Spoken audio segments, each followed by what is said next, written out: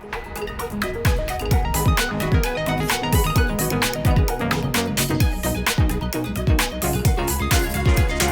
everyone.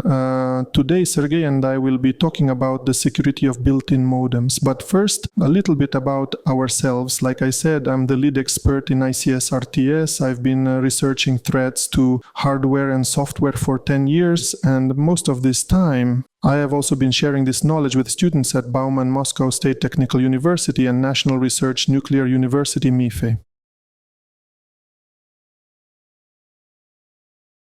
My name is Sergey Anufrienko. I've been working at Kaspersky for 20 years already. The last 5 of them I've been doing security analysis of software and hardware in the Vulnerability Research Department of the Industrial Systems Division of ICS CERT.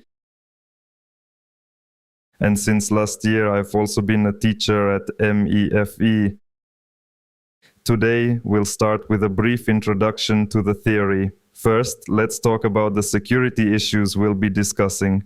Then we'll look at the real examples of what vulnerabilities in built-in modems can lead to, where mobile technologies are used in the modern world. We'll look at our solutions to the problems and end the presentation with our conclusions. To understand where vulnerabilities come from in modern modems, first we should turn to the history of cellular networks and communication standards. The first historical milestone it makes sense to mark on the timeline is 1991. The date when the first 2G network was put into operation. Why is this an important date? Network was put into operation. Why is this an important date? Because you probably know that today you still most likely use it to make calls, send text message. These networks are already almost 35 years old, along with the protocols invented then to ensure this connection. After the 2G standard, 10 years later we got 3G standard. Then most importantly, it was replaced in 2010 by 4G. And we're noting this second date because this is when we start seeing explosive growth in the number of IoT objects, because today we're not so surprised anymore by the fact that we have internet connections in our cars, trains, microwaves, and electric kettles. Today we're on the threshold of implementing 5G, where we expect even more objects for the Internet of Things. And the gateway to the Internet in these objects is the modem. What are the characteristics of a modem? Modems are characterized primarily by the fact that they implement a huge number of different protocols necessary to ensure communication according to these very standards. Plus, modems can support not just one, but multiple communication standards at the same time. You're probably aware that modern modems can support communication via 2G, 3G, and 4G simultaneously. This is a colossal number of different algorithms implemented in software, often in the software side of these modems. But who verified these algorithms? You'll probably say researchers. But it's actually really hard to study algorithms because this is classified information, and often only the manufacturer knows whether they're doing it well, implemented the algorithms poorly. It's been almost 35 years since the introduction of 2G, almost 15 years since LTE was introduced, and a vendor has probably already taken care of finding critical vulnerabilities and fixing them, right? Historically, security researchers have and continue to find critical vulnerabilities at all levels of the protocol stack of cellular communications. For example, in 2009, a group of researchers discovered a stack overflow vulnerability in modems manufactured by Qualcomm. And currently, other research groups are still finding vulnerabilities in current stacks and current standards such as LTE and standards that are already considered obsolete like 2G, GSM, 3G, and UMTS. As Alexander already said, modems often implement multiple communication standards, support them simultaneously, which sharply and greatly increases the attack surface. These studies aren't systematic, but in the last couple of years we've seen a sharp growing interest in vulnerability scanning activities in modern built-in modems. These vulnerabilities are found in all products of major modem manufacturers such as Qualcomm, MediaTek, and Samsung. So let's sum up the main points of this part of our presentation. In fact, there is a large number of cellular communication standards, which results in algorithmically complex code in modern modems. And the quality of this code is such that all manufacturers have major vulnerabilities in their code present literally right now. Standard communications have historically described mainly the technical aspects of implementing cellular communication protocols, and security issues only began to be a focus with the advent of 5G. Let's take a look at the implications these vulnerabilities can have for cybersecurity. It may be that already now devices with modems are used, for example, in your production for remote monitoring or control. It could be smart sensor networks or to manage and track certain assets. Also, don't forget that the counterpart is the equipment of mobile operators, base stations, LTE, private LTE, 5G, that can also be used to control production, for example, at remote, hard-to-reach sites. Depending on where exactly mobile communication technologies are used in production, exploitation of a vulnerability in a built-in modem could allow attackers to gain access to internal systems or networks, or disrupt the production chain, or stop this production completely. And modems aren't just used in the industrial segment. For example, they can be found in cars. And the two main objects where modern modems are built in is the main device and telematic unit. If the modem is compromised in the main device, then it's clear that attackers can collect information about drivers, passengers, for example, disable sound, get access to contacts, or simply track the GPS of the car.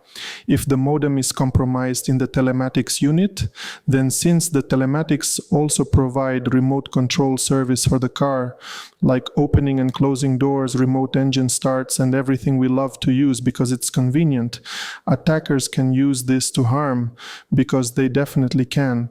Also, since telematics are on the CAN bus, most often to control car engines and doors, it can modify its functionality by adding a way as to obtain completely remote control over the car.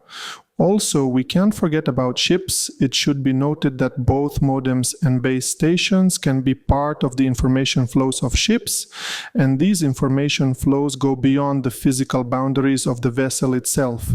So, for example, an algorithm for updating the navigation subsystem of a ship, when the GSM modem can be installed on the operator's workstation, where updates are downloaded of these very navigation components. If a modem like this is compromised, the subsystem is compromised too. The base stations themselves can also be used to ensure transparent communication using GSM 3G standards for the crew and passengers. All this goes further to the satellite, but here in this area where communication takes place, according to mobile communication standards, here are exactly the same vulnerabilities we can expect, and compromises of these subsystems may lead to the implementation of threats in the ship's subsystems related to them. So these are some really scary stories, especially since we're doing practical security. Every day we go in there manually. For us, this is really scary stuff. We tried to explain what we've seen ourselves. So let's look at a specific example that our colleagues already talked about today. How realistic are the scenarios we just went over? Not long ago, we conducted a study of a truck from a major manufacturer and found that one of the electronic control units had a Synterion modem manufactured by Telit. We discovered that these modems are installed not just in trucks, but in industrial equipment, passenger cars and trucks of other manufacturers, medical equipment, payment terminals, and in other places. During our research, we discovered a number of critical vulnerabilities in these modems. One of the vulnerabilities involved compromising the integrity and confidentiality of the modem software and end-user business logic implemented as Java applications called medlets. For example, an attacker with short-term physical access to the device could modify the software and business logic in a way that the end consumer would never notice. For example, as part of a supply chain attack. As Edward Snowden showed us, messing with equipment at the delivery stage is no longer fiction, but a very real threat in reality.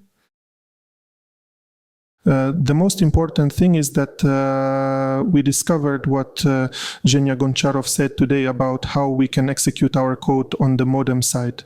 Now you might be thinking, Wastaki, what did Zhenya even say about 4 text messages? No, that's right, you're not wrong. We were just sending them then. We need 4 text messages to get the chance to execute code on the modem side. The 5th text message actually contains the code we'll execute.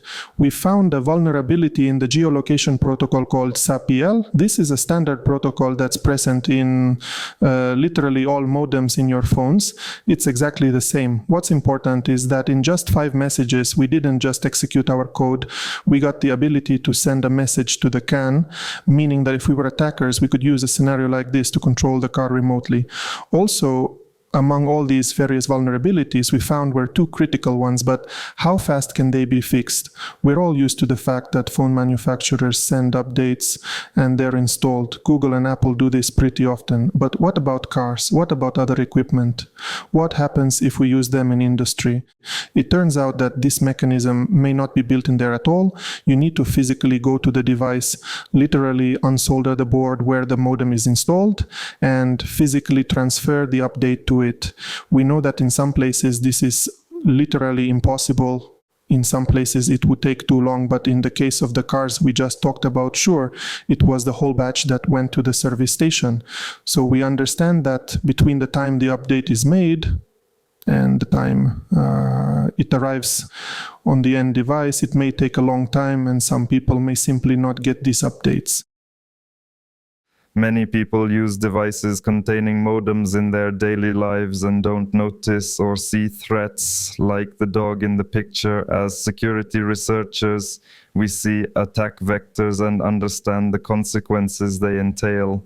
There's a joke among security researchers that there are at least 7 entry points into a secure system, and they fit neatly into the OSI network model.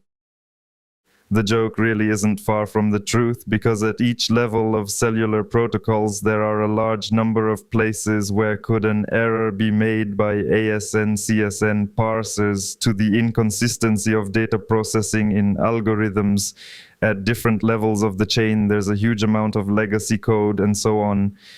We see that there's existing research in this area is more situation-based than systemic, so most of these vulnerabilities probably haven't been discovered yet. To wrap things up, let's go over what Sergey and I talked about today. We're now at a point in history where on the one hand, with the implementation of 5G, we can fix the problems of existing standards connections, but on the other hand, it can create all new ones just hidden from us. On the other hand, in a huge number of industrial sectors, we see that they use outdated modems with known and even more unknown vulnerabilities. And the analysis of existing security studies of these products shows that most of them have 250.001416662 discovered vulnerabilities. These are low-hanging fruit that can in fact show that the real vulnerability is yet to be discovered. The most important thing is that this is just the beginning, so expect an explosive growth. number of studies and vulnerabilities discovered in these products. So we believe it's necessary to conduct an analysis of the security of similar products already on installed platforms, conduct a study of modem security in the industries where they are applied, and assess threats in threat models in accordance with real vulnerabilities that these products have, and not on the basis of some formal model. That's all for now. Thank you for your attention.